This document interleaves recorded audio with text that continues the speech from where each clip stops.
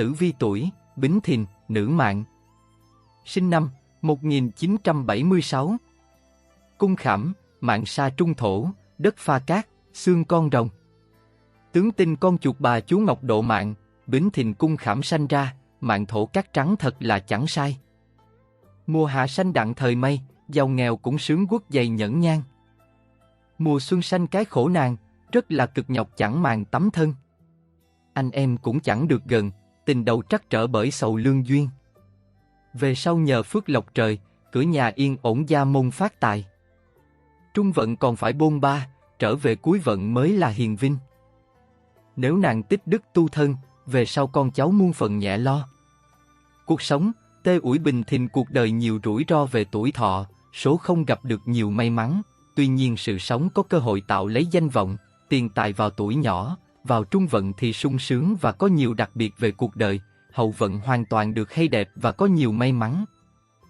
Năm 51 tuổi gặp hạn Diêm Vương đề phòng đại nạn. Tóm lại, tuổi Bính Thìn tuổi nhỏ nhiều rủi ro nhưng vào trung vận và hậu vận thì lại được sung sướng. Tuổi Bính Thìn có sự nghiệp khá tốt, giữa trung vận đời có lần bị bấp bênh nghiêng ngửa nhưng không có xảy ra điều gì quan trọng. Số hưởng thọ trung bình từ 59 đến 68 tuổi là mức tối đa, ăn ở hiền lành sẽ được gia tăng niên kỷ, gian ác sẽ bị giảm kỷ. Tình duyên, về vấn đề tình duyên, tuổi Bính Thìn có khá nhiều trở ngại, hay trong việc tình duyên mang lại cho cuộc sống nhiều buồn tuổi vào tuổi nhỏ. Tuy nhiên về vấn đề tình duyên, tuổi Bính Thìn chia ra làm 3 trường hợp như sau. Nếu sanh vào những tháng này, cuộc đời bạn sẽ có 3 lần thay đổi về vấn đề tình duyên và hạnh phúc, đó là bạn sanh vào những tháng 4 và 9 âm lịch.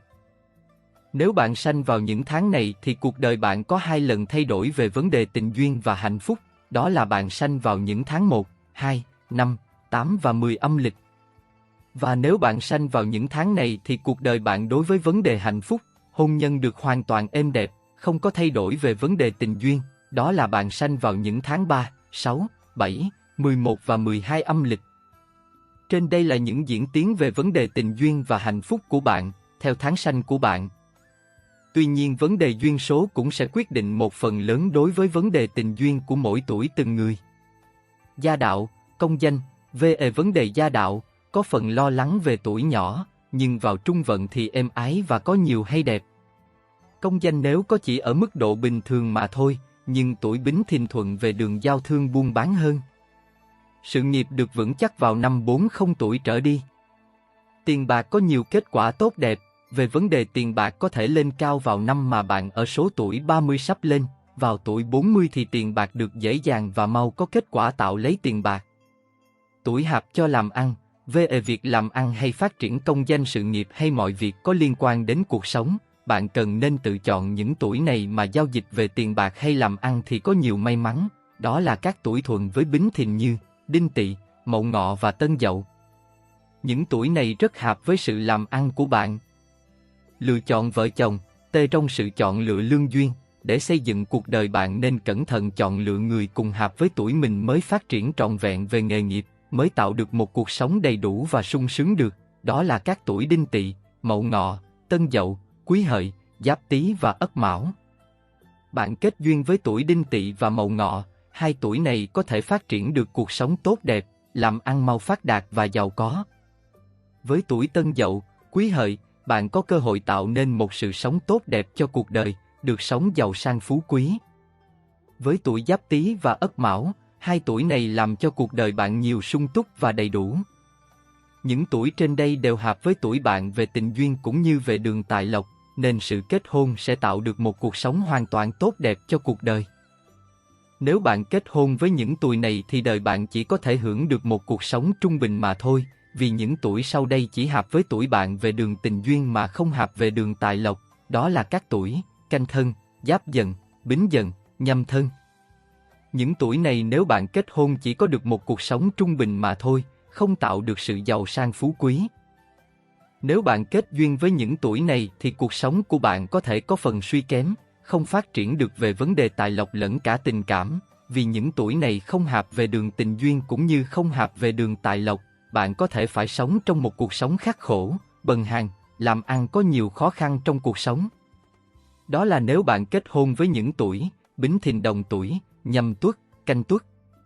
Kết hôn với những tuổi này, không tạo được cuộc sống đầy đủ và có thể hoàn toàn bị nghèo khổ suốt đời.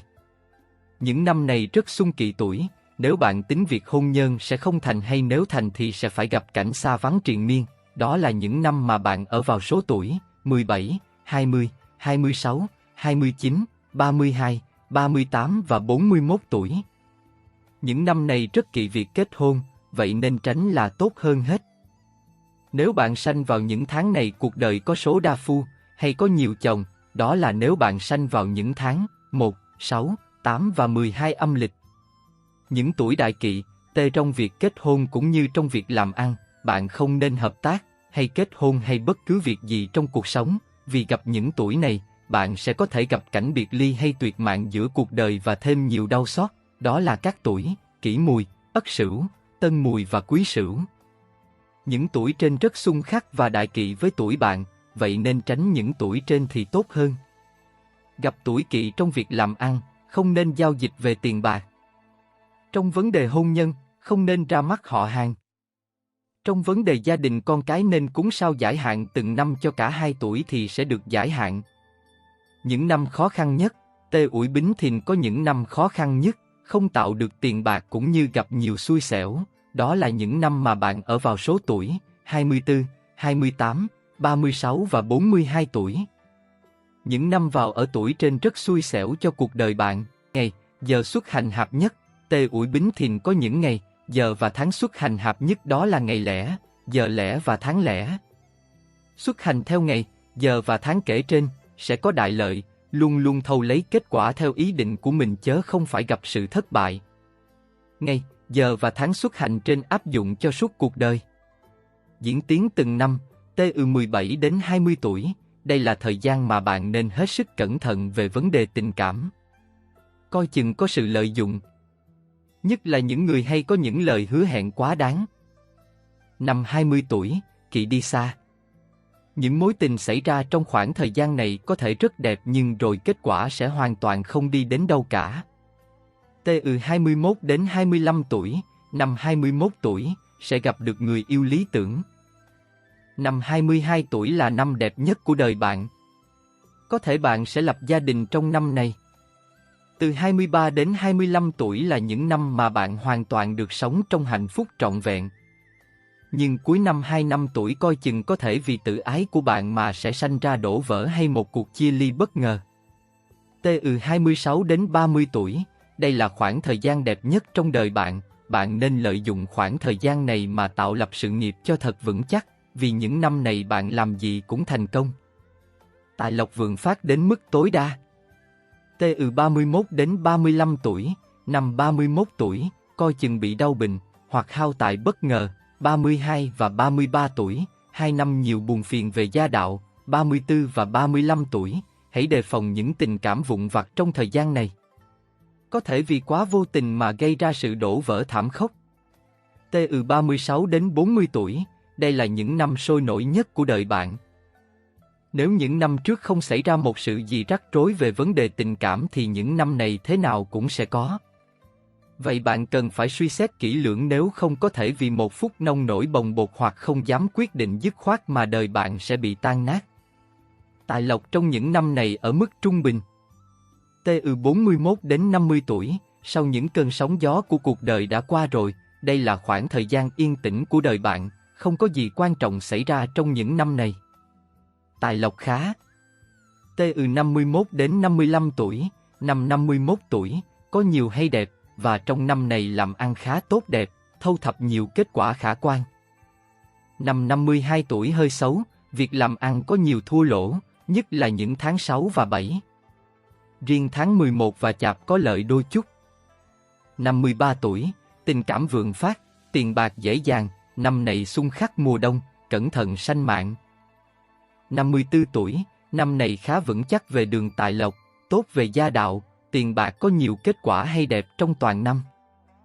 55 tuổi, hy vọng thắng lợi, có cơ hội tốt trong vấn đề nghề nghiệp và cuộc đời.